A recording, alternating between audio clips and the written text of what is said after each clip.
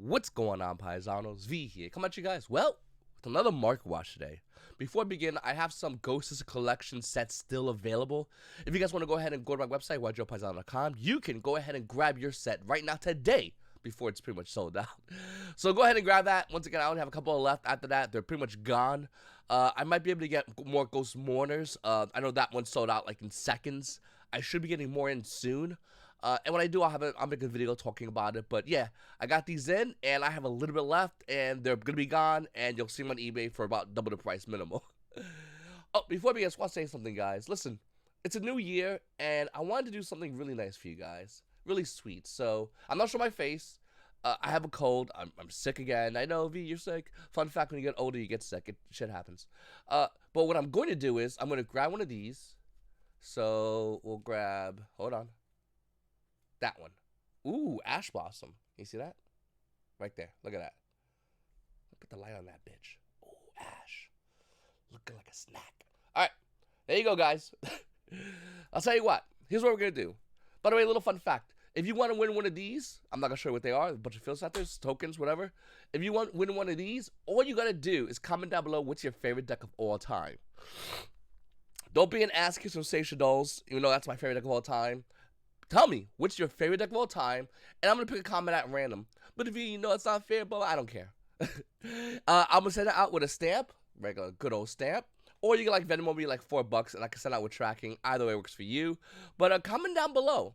Now, during my next upcoming Market Watches, I'm going to be handing a bunch of these out. So if you want to win one of these amazing field setters that are going to be pretty much hard to find, well, you're going to want to comment down below, especially in this video, because if I'm not mistaken, I mean, this is the most popular one, right? Am I wrong?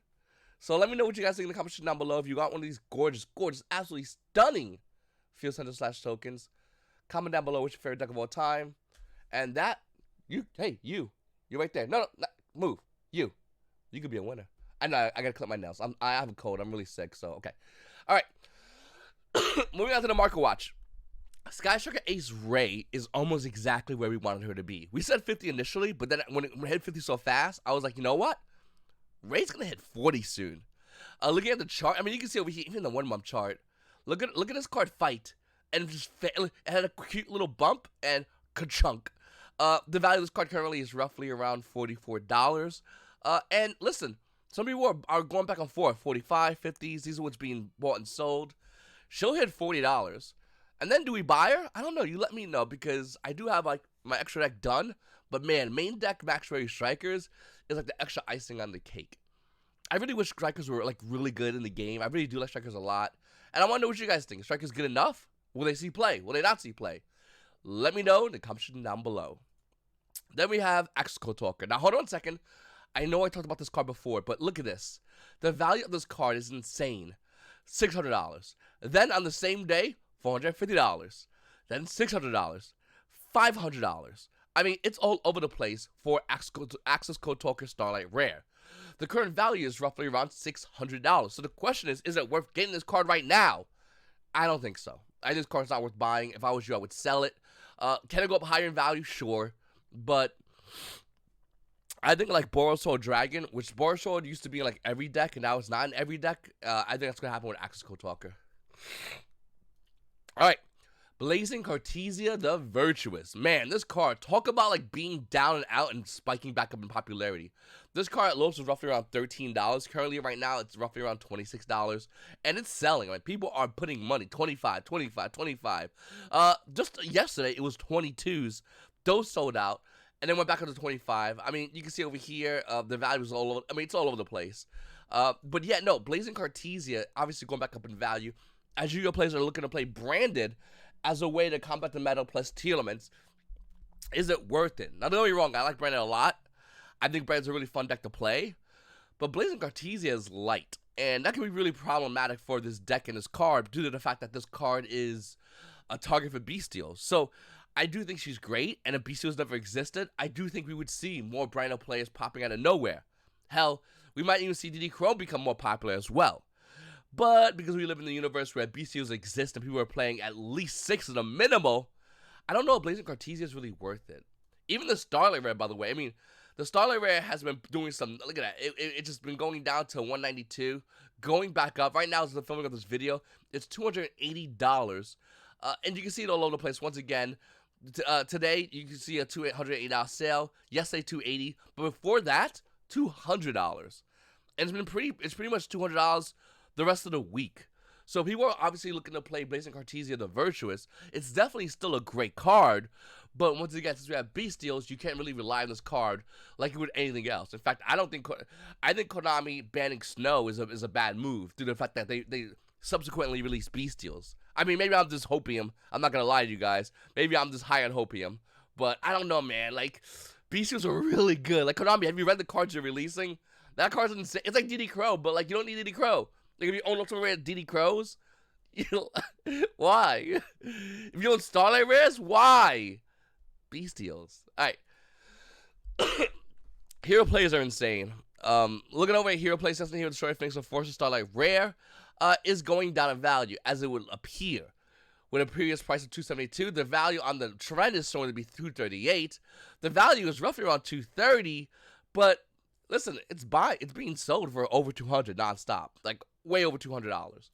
And the reason why I'm pointing out DPE so much is the fact that, despite the fact that this card doesn't see any meta play, minus what I say here is, hero players are still playing this card, so it's kind of wild. Primary play and Paralino still seeing a lot of play. In fact, people are still buying this card. Look at the current value of the card. I mean, it's been today alone. There's been 3 sales on it already. Yesterday, ready? This is all yesterday's sales on TCG Player. Okay. Hold on. Load more sales. All right. There's the next day before. People are buying the crap out of this card. Obviously, because the card value is going cheaper, but also because you got to remember the fact that tournaments are the best deck, and YuGiOh players can only get clapped so many times at locals before they go, you know what? I'm going full force, and they do. And by full force, I mean I'm gonna spend a lot of money and beat you with that deck. So I do think that this is, obviously because of the current meta, but it's also because of the future meta of the game. It's because YuGiOh players know that even with the new stuff for Kashira's coming out, tournaments just go, okay, we'll just hang out with you. And if tournaments don't get hit, which they're going to, but if they don't get hit, they could beat Kashira head on. So, you know what's really weird? I'm sorry I'm doing this thing. I'm really congested, so I'm trying to, like, breathe. Okay, you know what's really weird? What's really weird is the fact that Exorcists in the OCG, when tournaments were, like, the deck, Exorcists were kind of going in. They were like, okay, you are the deck, you are good, but we're going to still combat you. And they were winning in the OCG. Correct me if I'm wrong. The Exorcists were putting in work in the OCG. And I'll be honest with you, like, here in TCG, they're doing nothing. Like, zero. And it's kind of embarrassing. Exorcist players are pretty much dispersed. And I don't know, do we see any come around? They're obviously not playing in bigger events. Maybe Exorcist players, my fellow on Vax players. By the way, shout out to my fellow on Vax players. I'll see it's going to be worth like $1 million because all that. Anyway. Listen, I think Exorcist is still a really good deck. And I think if you are a tournament player, you have to know how to play this matchup. By not knowing this matchup, you will lose. You'll be in a lot of trouble because you're going to be running into a lot of plays that you wouldn't normally do up until you realize that, oh, wait a minute, I need to do this move or this move or this move. So, I'm telling you right now, if you play Exorcisters, you better know how to, if you play Teal Elements, you better know how to play this matchup because this deck will clap your cheeks. With that said, I would love to see more Exorcister players top. I just would love to. The values, by the way, are kind of calmed down. Mikasa used to be 25, she's 9. Sophia's used to be like 15, she's 6. Martha's was a big secret rare out of powder $4. Like, it's dirt. Packs used to be like 15, 7s. It's insane. Alright. I don't know why Rika's worth a lot of money. This deck is dirt. I think a 1-1 YCS and Rika players just didn't want them not selling, which is a hard move to do when you realize the fact that these are mostly solo prints, meaning they're going to get reprints, meaning the values are going to tank. If you own Rika Queen or Rika Glamour, Rika Petal, sell them. These cards should be sold. Oh no, Rika's going to be good. I played Rika's this one time, this one event. I made top 4 in this one locals. I don't care, dude. You want to make money or not? Like, that's all I care about. This is why I do these videos. I'm not here to tell you to make you feel good. I'm not a hooker, okay? If you want to play a good deck, you want to you want to put your money where it's going to have value, it's not going to be in Rika's. I'm sorry. It's just not going to happen. Time emergency. All right. in the beginning of this video, I said how hero players are insane. Cyber Dragon players are like the younger brother of hero players, and they're starting to mature. And what I mean by that is Cyber Dragon cards are starting to have crazy value. Cyber Mercy, Secret Rat, Battle's Legends, Relentless Revenge has a bunch of printings, but it's been selling for $9, $10. Look at the variety right now. The card's $8. This is a secret rare. Now, could Konami be lazy, unimaginative?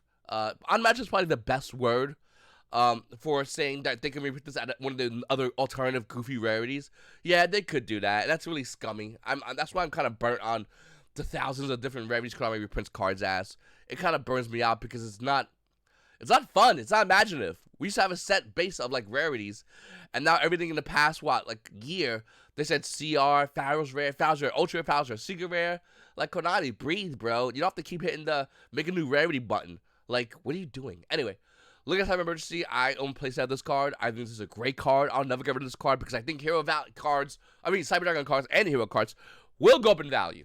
And I think it's a great card to hold on to. Unless Konami gets a hold of this and makes it like 50 different rarities in new rarities, then no mind. Alright. Mass Hero Dark Lore. Now, this is the ultra rare out of Duelist Saga. The current value of this card is roughly around $24. $20 if you want Italian. Why is this card so much money? Well, it's a lot of money when you realize the fact that this card has two super rares, $1.50 for the common. Oh, one super rare, $3 for the super rare, $1.50 for the common. And the ultimate rare, which has been going down in value allegedly, is roughly around $400 to $430. Used to be $500, so it is going down, but not that slow. It's not selling, by the way. Look at the dates of the sales. It's not selling as fast. The card saw a little bit of value not long ago when a guy playing, I think it was like Mass Change 2, don't eat my head off of this, it's 1 or 2, to cheat this card out in tier limits, which I thought was really cool. But to be honest with you, is it worth it right now? Well, it's really hard to sell this card because it says here in its name. Even if Konami made a Starlight Rare Mass Hero Dark Lore, as you know from Starlight Rare Stratos and Ultra Rare Stratos, it doesn't really matter as much. They still hold good value. So would you get rid of your Ultra Rare Dark Lore? Man, as much as I want to buy these, I don't know. I'm not going to tell you to sell these. I don't think that makes any sense whatsoever. So the only card you need for strikers that you probably don't have is Guy Striker Maneuver Afterburners.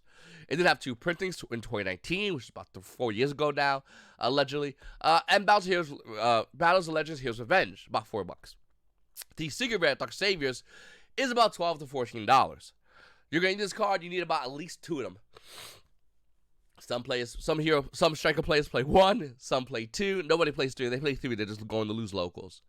The thing about strikers is I think strikers are just Konami's fan favorite deck. And I wouldn't be surprised if we see more striker support as time goes on. We know we're getting support already, but even more support because Konami just loves this deck for some ungodly reason. Now, don't get me wrong, I like strikers a lot as well, but Konami seems to really... If Konami was a person, their favorite deck would be Sky Strikers, right or wrong. Alright, then we have number 11, Big Eye. So, this card obviously is at least $9. Gonna see players release the Kashtiras, and we want an Ultimate Rare, well, it's been going up in value, only 9 listings. Now the last sold listing was what, 4 days ago, 5 days ago, but the value's been all over the place, from as high as $140 to roughly around $100 for this card. And when you look at the card, and you see on the chart over here, but when you look at the card over here, it's currently going for roughly around $110. After that one sold, $140. Is it worth it? I don't really know. This card saw sporadic play in the OCG. We'll see play here in the TCG. We don't have their exact meta, and I do think it can see play.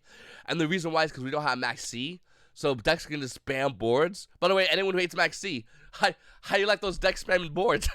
Isn't that fun? Don't you wish we had a card to stop that? Like that would punish your player for overextending? No, you like that? Okay. Continue spamming boards.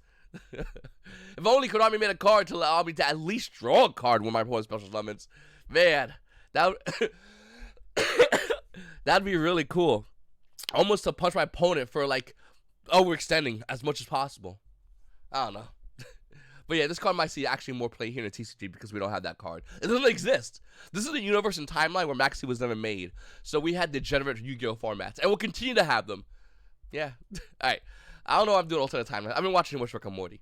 All right, collectors. Actually, wait, am I done? Oh yeah. Okay, cool. I'm done with that. All right, collectors. This part is for you, but also for you competitive Yu-Gi-Oh players. Let's talk about Starlight Rares for a hot second. Now, the way I view Starlight rares, and by the way, I'll talk about from the perspective of someone who bought Starlight rares, because I never pulled these. I can't pull these to save my ass. But I can buy these all day long. And mathematically and oddly enough, I made value on Starlight rares. So let me go into it with you. I bought Appaloosa and IP Masquerada. Why did I do that? Two reasons. Number one, this is the first and second Starlight rare ever to come out. We knew that more was going to come out, but this is the first. This is the second. It's about $450.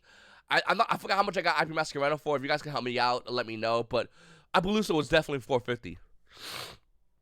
I traded, I think, a playset of Joel Lockbird and like $200, and I got this card. Outside of YuGiOh event, Konami, watch out. But yeah, I got first and second, okay? Why did I get these? Well, one, they're extra deck cards, so extra deck cards will hold more better value because they're not in main deck, so there's less of a chance of these cards getting dented. Two, because it's the first and second of the Starlight rares. And I attribute that to Ghost rares, where, yeah, I don't know why this is like this. I mean, okay, I'll get to Elemental Hero Cast in a second. The most expensive Ghost rare in the game, period, no question about it, is going to be Ghost Rare Stardust Dragon. Ghost Rare Stardust Dragon boasts a price point of roughly around $1,600. And, I mean, it quickly goes to $2,000, quickly. When you look at Appaloosa, well, Appaloosa kind of does the same exact thing, just faster, because YuGiOh plays a lot older, so we have a lot more dumb money to spend in this card game. I remember when Appaloosa got bought out the first time, everyone just threw it on the market, and then it got bought out again. The reason why is because YuGiOh players got money like that. Some people can say about the Stimmy check, and they're not wrong, but I felt like given enough time, Appaloosa is going to be $2,000 standard, and we can kind of see it happening already, faster than Stardust Dragon. Stardust Dragon at one point in this game, not too long ago actually, it was roughly around $75 for a first edition Ghost Rare. So, give you a little bit of perspective as far as the valuation of this card. And looking at Appaloosa, I mean, it's $1,500, and you can't say it's not selling. It's selling. Is it taking a while? Yeah, it's taking a while, but there's dudes out there dropping that kind of money on this card. So, the first and second Starlight is always worth a fat amount of stacks. Moving back over here, hold on a second, can I go back? What? Hold on. Okay. Then we have Black Rose Dragon, the second Ghost Rare ever made. Looking at Black Rose Dragon, let's see. Do you think it's going to be dirt cheap? You'd be wrong, though. It's roughly around almost near $1,200 for a first version of this card. Now, going back to Starlight, IP Masquerade and Starlight Rare, the second Starlight ever released, well, that value is a lot of English filter is on. It's not working. All right. It's roughly around $450. It's actually a little bit more than the actual Ghost Rare. Well, why? One, because both of these cards currently do see play. But two, it's because this is the first and second Starlight Rare. Now, let me rewind you back a little bit so you get a little perspective of when I look at these cards. Because when people ask me about like Starlight Rares and Ghost Rares, my answer is always going to be the same. Misprints are different. So if you have a misprint Starlight Rare, you have a lot of money, but you have a limited buyer base. Very limited. But you can get a lot of money if you talk to somebody with deep pockets. I promise you that. So these two Ghost Rares, these two Ghost Rare misprints, this is a whole different league. But you can get fat stacks. All right. So what is the third Ghost Rare? Well, it's not in order after the first two. It kind of goes all over the place. I'm not sure if it actually is Star Trek Blast. I could be wrong. But to be honest with you, I don't think it really matters because it's showing right here. It's saying it's one of the highest. I think Tactical Evolution came out. I don't know which one. We'll look at both. We'll look at both of them. All right. First edition, lightly played, near mint. This bad boy's rocking $400. All right. But if you want to look up only Ghost Rares, you just need to do this. Right? Yeah. Okay. Oh, it's showing me Starlights. Whatever. Shooting Star was the other card. Shooting Star Dragon first editions are about $200. Why am I showing you this, by the way? You're probably going, V, why are you showing me these Ghost Rares that aren't worth value? Great question. Because I think some of these other Starlight Rares don't really hold serious value in the long scheme. Meaning, Starlight Rares like Win, Aria, Lina, Access Code Talker that we just talked about, even Dark, which I still want to buy, these might not, Zeus, by the way, is not a great example. These might not hold good value in the long run, and the reason why is because the minute these cards stop seeing play, the value only lies in the collector's market. And the collector's market doesn't value playability it values how hard is it for you to find this card. If it's hard as hell for you to even see it, if it's a rumor the card even exists, a collector will drop stacks. But if the card's all over the place, well, no collector's not gonna care. And I'm not saying Win, Aria, and Lina, Dark, I'm not saying they're easy to find, but there's a lot more of these Starlight rares than there is Ghost rares, meaning that these values will be the first to tank. Even though Talents is a card I love so much, as well as Prosperity, these cards more than likely will be going down in value. Lightning Storm, probably as well. Lightning Storm and Talents is in a weird category because these cards encompass basically banned at the time banned cards. Now some are unbanned, I get it, but they encompass some broken game mechanics that are just refurbished. So these cards are both insane, but even these don't hold crazy value compared to the first two Starlight rares. So when I take that and I look at Ghost rares, and someone goes, V, what Ghost rare should I buy? Basically what I'm trying to say is, if you're not buying a Ghost rare Stardust and Black Rose, don't start your Ghost rare journey. It's only going to end in disappointment. For Starlight rares, if you're not buying Starlight rare Appaloosa Sniping Masquerena, it's almost embarrassing for you to even say you have Starlight rares. And I'm not trying to insult you. I'm just saying if you want the collection, hey, it's really hard to get there. Can it be done? Of course it can. Will everyone do it? No. Everyone eventually taps out. Will you? And that's the question I have for you today.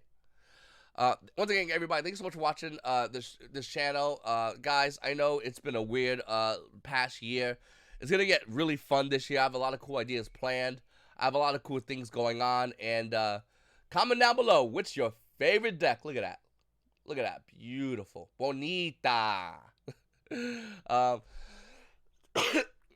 Let me know what you like, guys. If you want this, comment down below what's your favorite deck. I'm choosing a comment at a random. I don't care. V, it's not fair. V, I don't care. I'm going to send this to you, one of you guys. You got to have an Instagram to DM me on Instagram or Discord or whatever. And I'll send this to you. And by the way, next Market Watches, what's going to be the next one? I don't know. Comment down below. And this will not be in the beginning of every Market Watch. I'm going to do it like in the middle of a Market Watch. I might whip one of these out and yeah. So, listen guys, I really appreciate you watching my videos. Make sure to hit the like button. Make sure to subscribe button. Make sure to comment down below. It's your boy V. And YuGoPaisanos. YuGoPaisanos, have a great day.